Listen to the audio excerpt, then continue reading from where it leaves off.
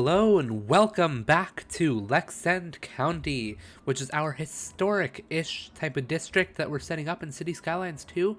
I've been having a lot of fun in this world so far, and last episode, I believe, if my memory serves me right, it's been a few weeks, it's been pretty busy.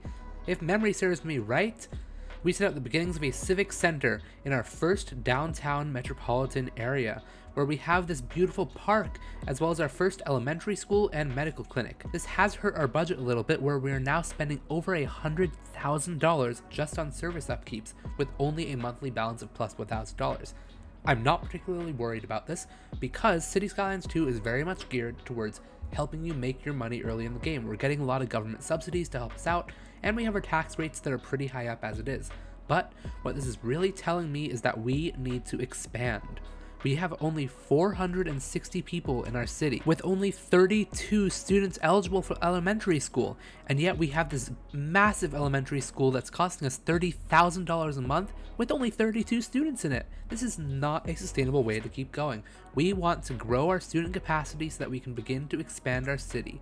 And I think that the way that we do this, and I've hinted at this a little bit before, is trains. I have a grand plan for trains, which is going to run through this entire region, but before I talk about that, I got an update for you. So, for a little bit of context, the city's borders are these white lines that are all around here, but I have the anarchy mode enabled, which means that I can draw roads outside of these borders. And so I have been doing that. If we head from our current downtown, follow these roads out, I've been beginning to draw the basic grids that I'm hoping to keep and establish for our actual downtown region. Lore-wise, I'm conceptually saying that this downtown region over here is actually going to be more of a side city. This is not going to be where the majority of our growth is developing. This is just going to be the kind of the central hub for some of the farms and some of the suburbs that we have going on in this area.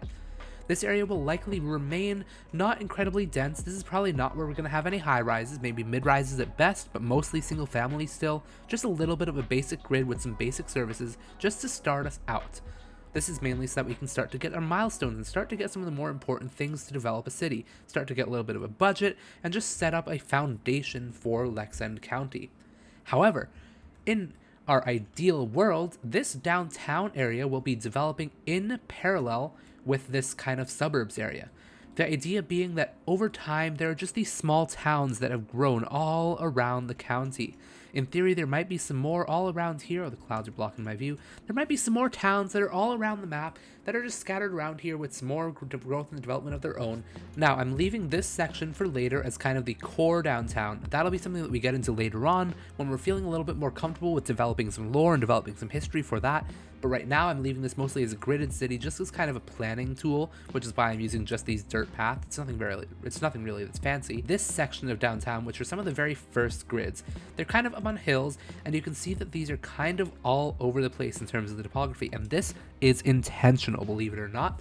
And the reason for that is because eventually, further down the line, I want to do some regrades.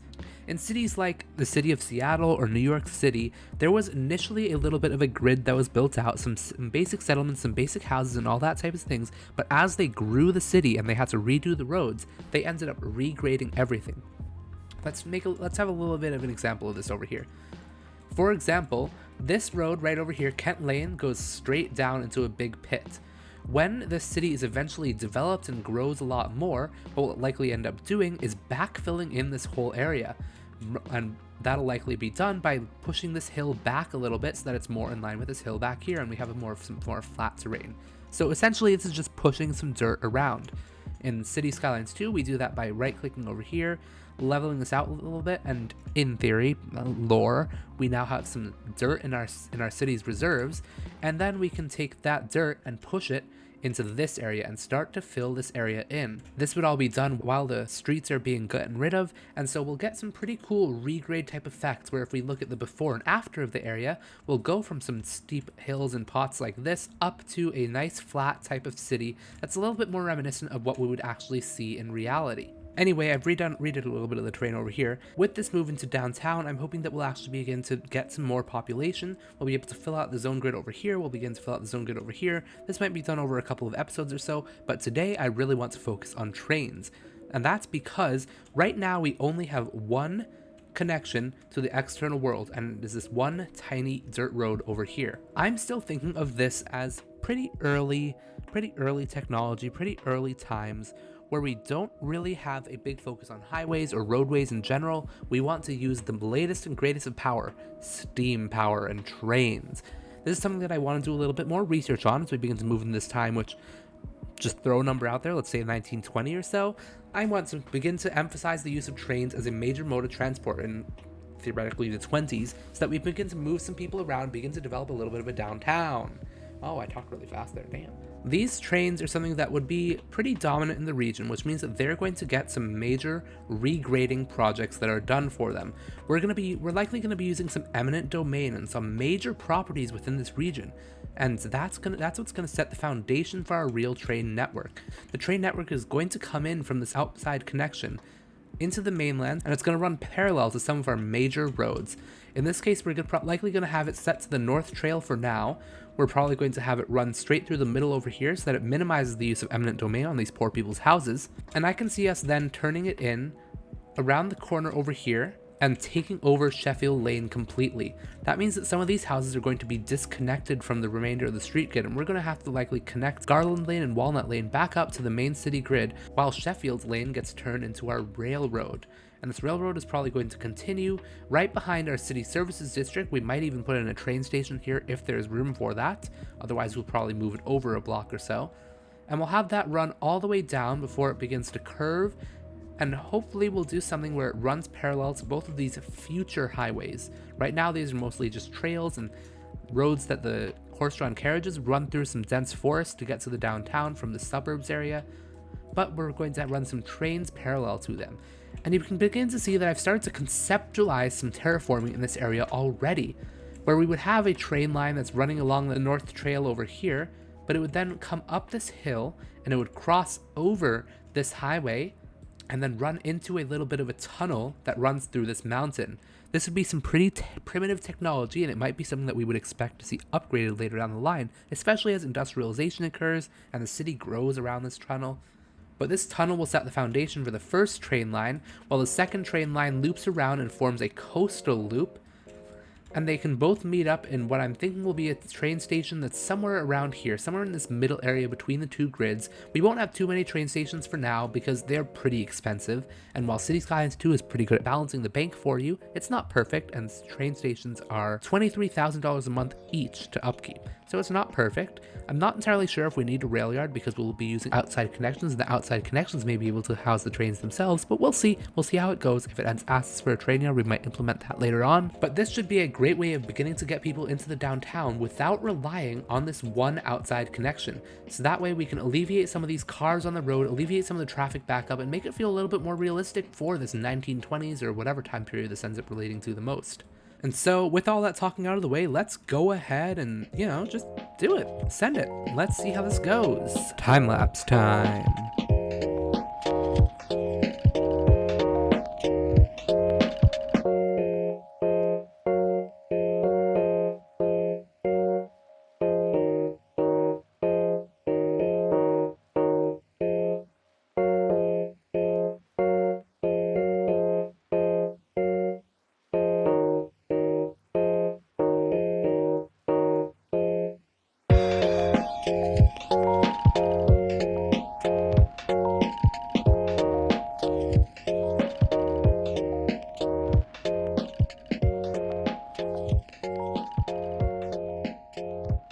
Alright, okay, so you might have just seen from that time lapse, if that worked alright, that I have done the basic terraforming to get a railroad line through the main heart of our downtown. I've expanded out the shoreline, I've flattened out a lot of the terrain, and it looks like everything is going to work great. I've even removed some of the trees from around where the railroad might be, and it seems like everything is going to go exactly according to plan. I had some troubles with some of the roads in this area, as I mentioned that we were replacing Sheffield Street or whatever it was entirely, and you can see some of the cars are still backing up and floating along here because I haven't unpaused the game yet. But I did have some trouble with getting the levels in the terrain to manage out alright, because we don't have Move It mod yet from Cities Skylines 1, which means that I can't necessarily move all the nodes and stuff. Everything was just kind of getting in the way, and so the only house that I actually managed to salvage was 82 Sheffield Lane right over here. Everything else got removed, including that little loop-de-loop around here past Ivy Lane. But everything seems like it's going to be working all right. We do have some eminent domain to take over here as we drag our train line through the region. So let's see how this goes. I'm hoping to drag the train line all the way out till about here and then come back to you. Time lapse.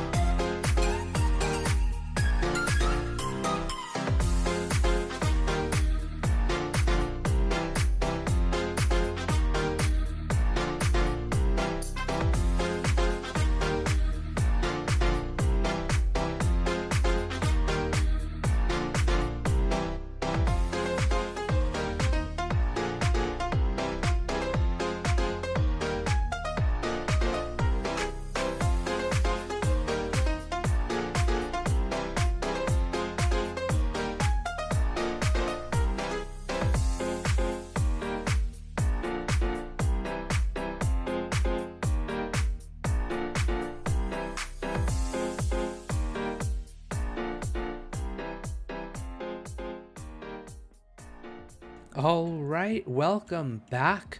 That was a little bit longer than I expected because I wanted to make this track look real good as it snakes its way through this old historic district, past this old Sheffield Street, up behind these city service buildings, and all the way around through this first downtown and out of our current city boundaries. I think it has ended up looking really good. There are a few odd quirks here and there, and I think that kind of adds to the character. They kind of look a little bit strange, but it's something that I want to keep for now. Along this first segment is all pretty good. I've straightened things out. Things are looking pretty good. We lost one house over here because of Cities Skylines 2 zoning stuff, to be honest. There's not much that could have been done about that. But alas, we lost one house over there, but everything else has been kept in this area. This region has been entirely preserved, including home number 1. And then it rounds this pretty sharp corner over here as we make our way into the waterfront district. And this is one of those little quirks that I expect will be ironed out as the city grows more, but for now I kept it because it adds a little bit of character. Essentially, this area over here is where the most ideal waterfront connector is, but on both ends we wanted to minimize the amount of eminent domain, and shifting it over would have killed a whole lot of extra houses. And shifting this waterfront portion was not an option because of the limited technology of the time. We could have said that they infilled a little bit of this bay for the railroad line, but I kind of like it just sitting up there on its own little track with eventually maybe a quay wall along here. I don't know, that's something that I might still end up doing, but for now it's just kind of a little bit of a jut in and then a jut back out for this waterfront district, and that's all good. We did lose all of the houses along this block over here behind the city services district, but that's just kind of what happens, and I think this ends up looking a lot better as a result of things. The medical clinic having this train line right behind it looks great, and this running straight through downtown is pretty good. We did lose a couple of homes, but honestly not nearly as many as I expected. Now there's a couple of things that I really want to focus on as we begin to move into the next segment of our growth. First, I want to begin to increase some of the zoning around this new train line. That means that I want to add some shallow row homes along this entire road over here, maybe some as well along Central Avenue, just to begin to get some of that medium density residential demand bar to come down. Then I want to figure out the best place for a train station within this first initial downtown area. Train stations are incredibly bulky. As you can see, it doesn't even fit into one of these initial city blocks of ours that we have set out for ourselves here.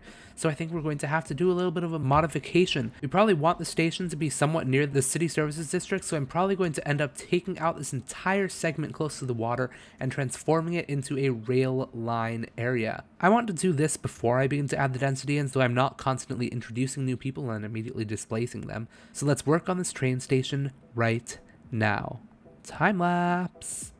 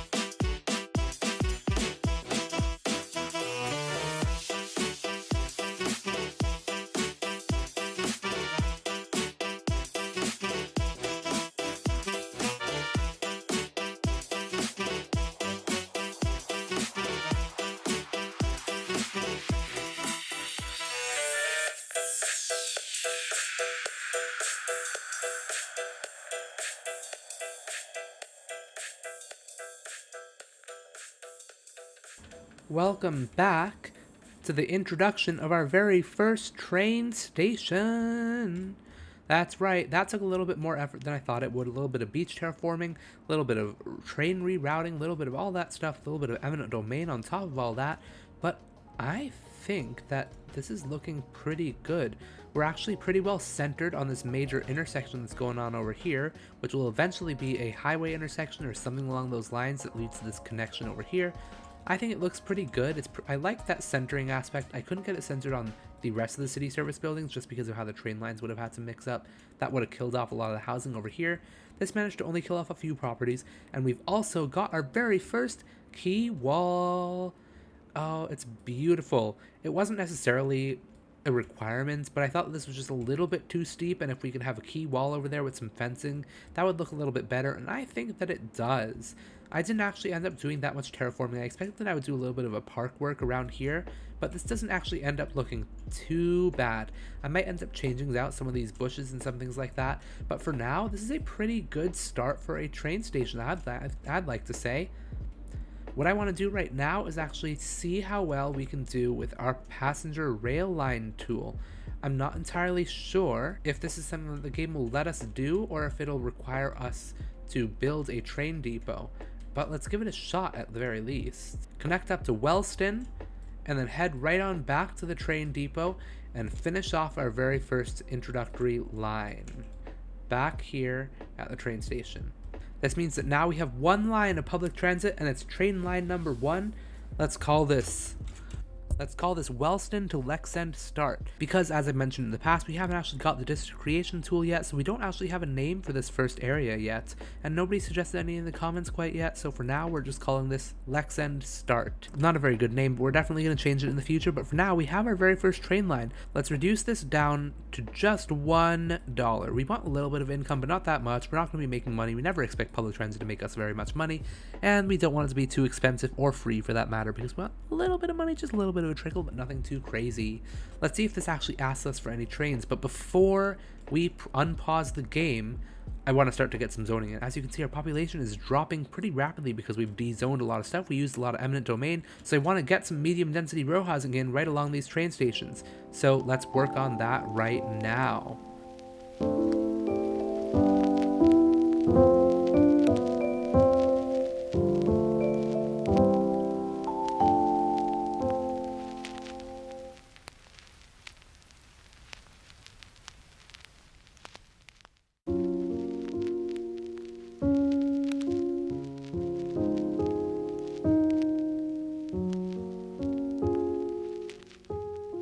Alright, so as you can see by the screen, what I've kind of done is I've started to add this medium density housing in between where there's already some housing that's already being created on Central Avenue, and then along the backside over here I just filled it out all the way across. We're going to use some eminent domain, we're going to upzone some of these buildings already, but on Central Avenue I want to preserve some of these older houses. The difference here is basically that we want these different zoning depths. Along Wood Lane, we have uniform 3-unit depth all the way across, whereas along Central Avenue, the depth kind of changes, so it's less important to have a uniform front, and we can have some of this variation, which might add a little bit of character along the time. Along Central Avenue, we also have these cross streets, which have their own housing developments, as well as some retail at the cores of each of them, and I think that's kind of important to preserve. So for now, along Central Avenue, I only have the medium density row housing that fills into the back over here. It's nothing that's too fancy. I do want to focus on using row housing, especially for now in European style, because this is kind of a historic town, and back in the days we used to build like more of a European row housing type of style.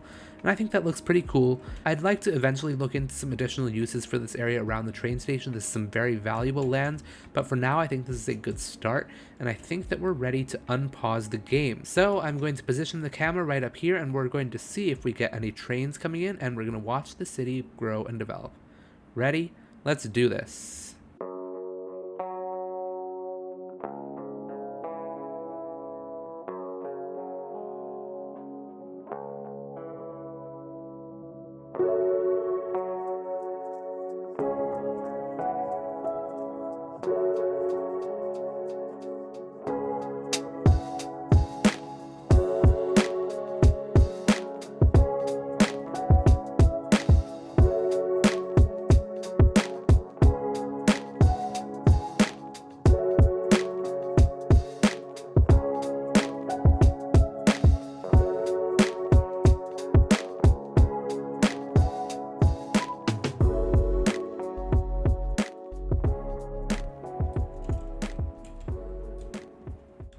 Alrighty, welcome back to our train station in our downtown. We've let things grow in a little bit and we can start to see our European mid-rises are starting to come into play. People are actually walking around these streets, which is perfect, just what we want. Helps to minimize the number of cars. Lots of mid-density housing that's right alongside these forests. I think this looks really pretty, especially in this time of day. It's looking amazing.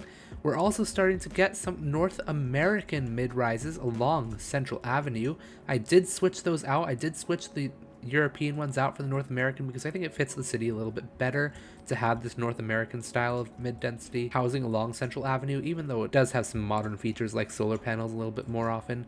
I think that it fits a little bit better, and I just overall think the city is really starting to come together.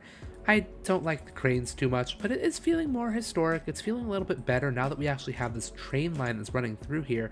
I think this is just making it feel so much more whole. With that said, I think you might have noticed that in the time lapse, the train station isn't actually working. It requires a train depot, and I think that that's something that we're going to be doing next episode. We're going to be installing the train depot as well as extending this train line so that it doesn't just end over here, but so that it runs into our hypothetical new downtown area with another station over here as well as a train depot that we're likely going to put somewhere pretty close to this existing Lexend County suburbs, like maybe over here or somewhere like that. But I think that's going to be all for today. Thank you for joining me on this wonderfully progressive episode where we got some trains and our train station in, and we've increased some of the zoning around this area. It's been a lot of fun, and I will see you next time. Bye bye!